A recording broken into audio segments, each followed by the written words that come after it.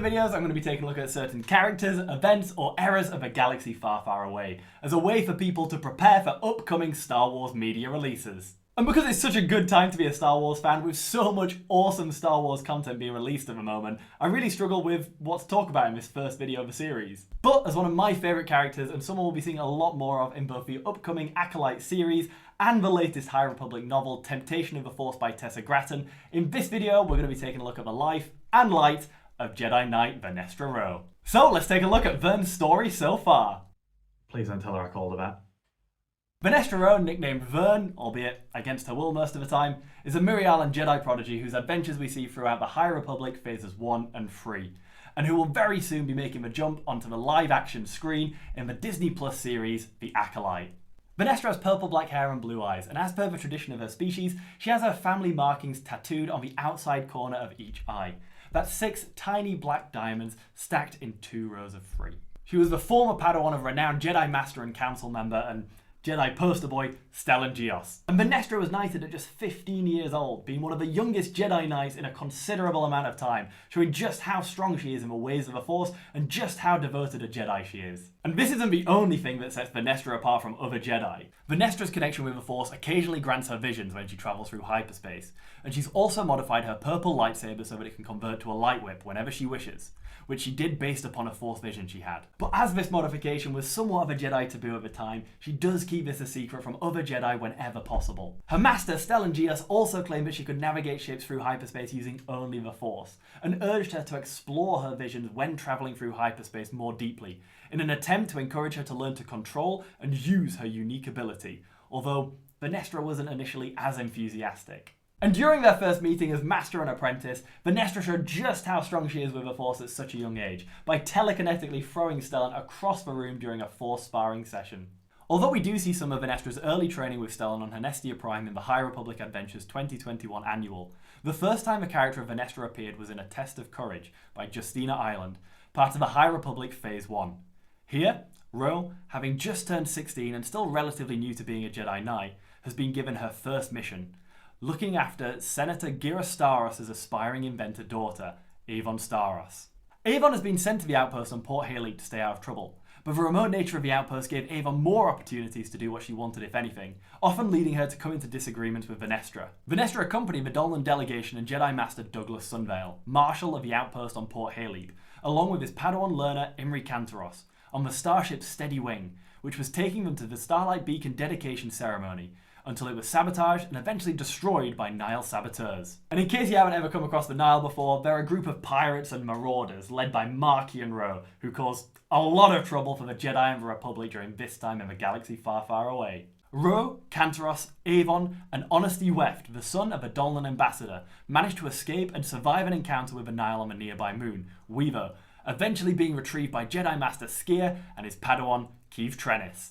And due to the loss of his master and VERNESTRA's compassion and guidance during their time on Weaver, Imri becomes VERNESTRA's Padawan, and the new master and apprentice attend the dedication of Starlight Beacon together.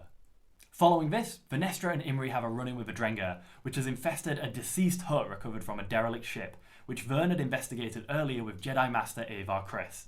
Around this time, VERNESTRA also links up the Nihil she had encountered on Weaver with the raiders that Jedi Master Cantum Sai encountered on Triment 4, suggesting that one of their elders, Tromac, has knowledge the Nihil won. RWOH investigates this further with Padawan Lula Talisola, who is surprised by VERNESTRA's teaching style, giving Lula the opportunity to come to conclusions and make decisions herself, rather than telling her what to do. And during their time together, Vern gives Lula some advice and guidance on what it means to be a Jedi. During their investigation in the Stigman system, they come across a group of Nihil ships, which jump to lightspeed right as VERNESTRA's Padawan forwards a message from Starlight, warning of a possible Nihil attack of a Republic fair on Valor. After briefly fighting Nihil ships in the space above Valor, VERNESTRA and Lula crash on the planet, with the latter going off to find the Padawan who sent out the warning message, Rom Jamaron, whilst Vern goes to provide assistance and come to the aid of her former master, Stellan, in the thick of a Battle of Valor. VERNESTRA is also present with Imri and her former master during the Battle of Cyclor, where Stellan prepared a trap for Panaita's tempest of Nihil warriors. And following the Jedi's victory at Cyclor, they travel to Grizzol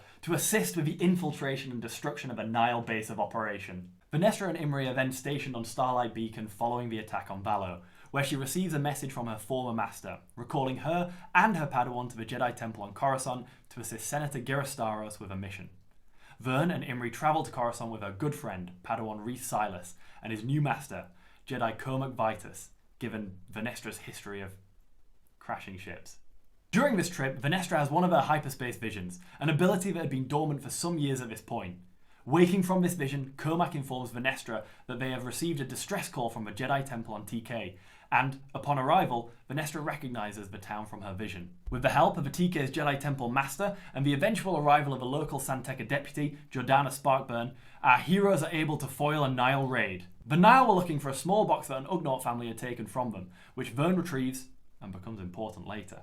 Following this, Jordana Sparkburn accompanies the Jedi on their journey to Coruscant, and, upon arrival and meeting with Stellan, Vernestra's mission comes to light. Accompany Senator Staros, Sylvester Yarrow, and Xylan Graf, a member of a renowned hyperspace prospecting family, to the Berengi sector, where the Grafs believe a Nihil are testing experimental technology. Suspecting a Nihil trap and unsure of the Grafs or the Senator's true intentions, Master Vitus and Padawan Silas are also brought along on the mission. The group eventually find the Gravity's Heart in the Berengi sector, with a detour to the Graf family compound, a brief encounter with the Nihil and the Graf matriarch, and using the coordinates from the puzzle box row retrieved from TK.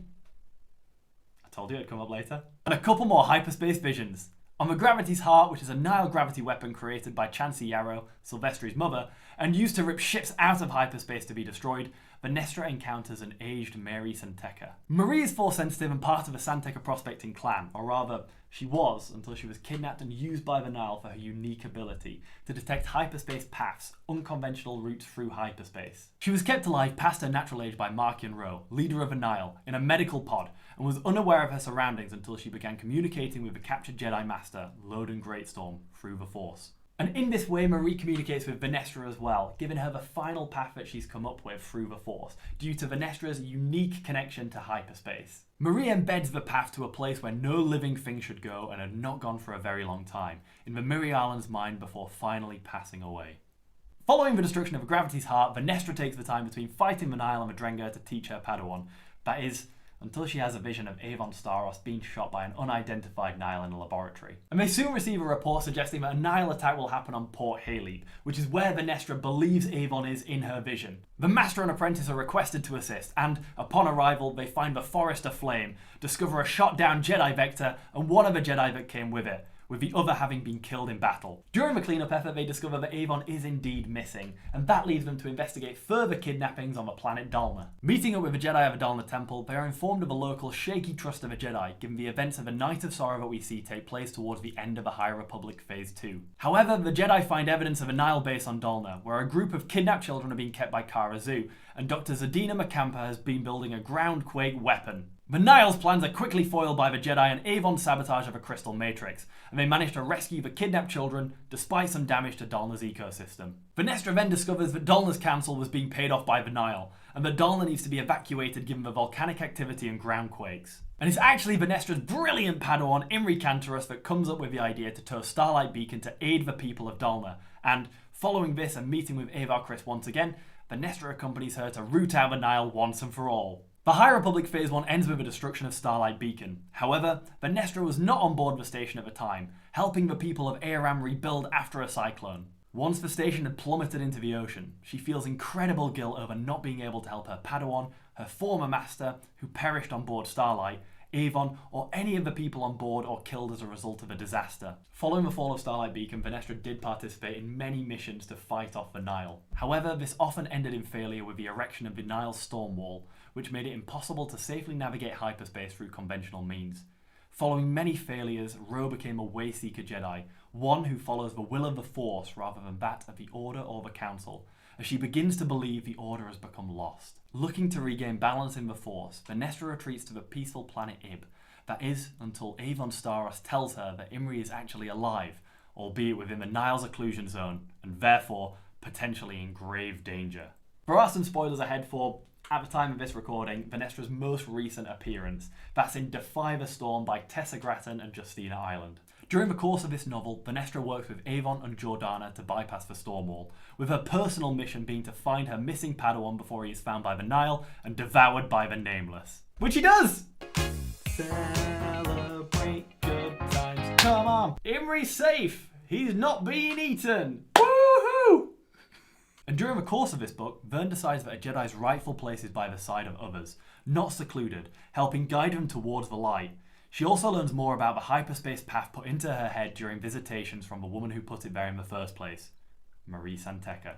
And that is Jedi Knight Vernestra Rwoh's story so far. As mentioned, we will be seeing her in live action very soon in the brand new Disney Plus series, The Acolyte, where we know that she will be seen as a revered Jedi Master, and she will be brought to life by Jessica Henderson, joining in the action using her purple light whip.